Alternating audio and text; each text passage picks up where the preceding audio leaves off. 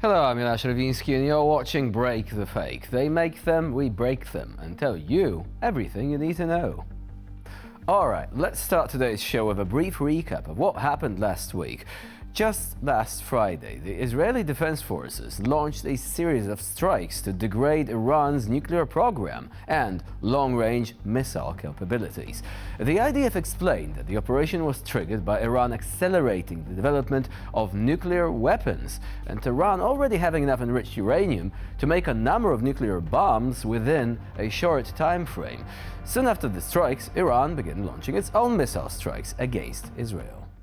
מה היעד שלנו? היעד שלנו לסכל איום כפול מצד איראן, להשמיד את מדינת ישראל. אני אומר איום כפול, כי זה גם הגרעין וגם הטילים הבליסטיים. אנחנו היינו בדקה ה-90. היה כאן מרוץ של צוותי הגרעין של איראן להביא בעצם ליצירת פצצות גרעין, פצצות אטום להשמדת ישראל. שמעתי שאומרים שלא השגנו הישגים בעניין הזה, זו טעות. השגנו גם השגנו. אנחנו פגענו פגיעה קשה מאוד באתר ההשערה המרכזי של איראן, אם צריך נוסיף. אנחנו פגענו במתקן ההמרה, שהוא חיוני להשמשת פצצות גרעין. אנחנו פגענו גם בצוות המוביל של המדענים שמובילים את הפרויקטים האלה. וזה בוודאי מסב אותם לאחור, וייתכן שמסב אותם לאחור שנים רבות. כל זה נעשה, אבל יש עוד דברים שנעשה. מטבע הדברים אני לא יכול לפרט. אז קודם כל פגענו בתוכנית הזאת פגיעה ממשית. דבר השני, ואתם ראיתם את זה, יש איום עצום של הטילים הבליסטיים. אתם רואים כל טיל כזה שנופל, רואים מה זה עושה, ושוב העמידה שלכם היא מופלאה. תארו לכם שלאיראן יש 20,000 טילים כאלה. זה התוכנית שלהם. Now, Tehran's Foreign Minister Abbas Araghchi accused Washington of facilitating Israel's strikes. According to the official, the purpose of the strikes was to disrupt the negotiations on Iran's nuclear program between Tehran and Washington and mediated by Oman. The next round of talks was scheduled to take place on Sunday, but unsurprisingly was cancelled. But let's talk now about the Russian perspective in the Middle East conflict. Against the backdrop of missile strikes, geopolitical tensions and shelling, one man reappeared from the magic lamp of Russian propaganda, the omniscient military expert, former couch strategist, commander of Chechnya's TikTok troops, and now a true global conflict analyst, Apti Alaudinov himself. And it seems he resurfaced to make a prophecy. World War III has already begun, and Russia needs to mobilize between 500,000 and 1 million people. Why? Well, because it cannot be allowed for Russia to be treated like Iran. Of course, Iran has never threatened to reach Berlin, while Russia habitually rattles its saber and screeches about wanting to reach the English Channel, even though it struggled to reach Bakhmut. Я считаю, конечно, это мое личное мнение, что нам надо объявлять мобилизацию. Нам надо готовить заранее минимум 500 тысяч, а так реально 1 миллион человек призвать и начать их готовить.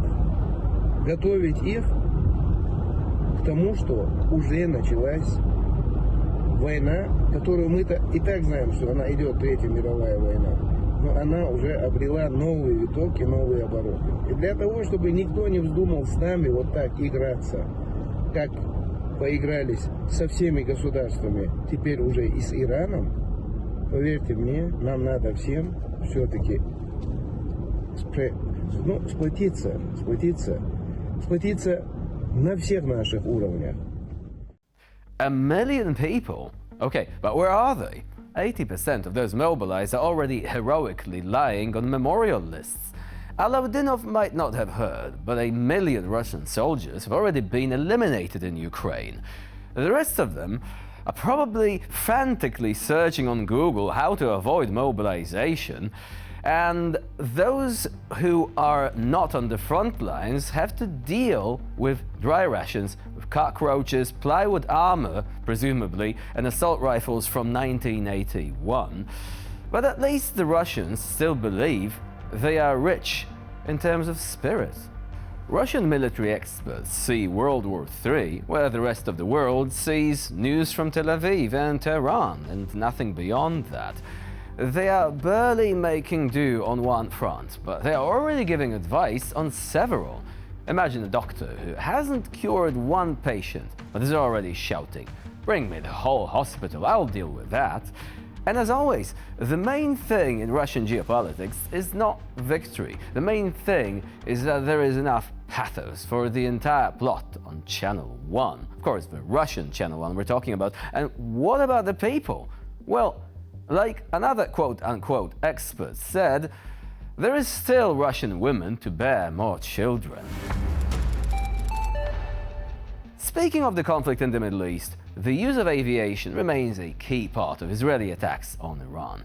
State-of-the-art F-35 fighter jets are the jewel in the crown of the Israeli Air Force. So, shooting down such a machine would be a huge success for Iran, especially from the standpoint of propaganda. Now, following an attack by Israeli forces, the Iranian side responded with a massive missile strike.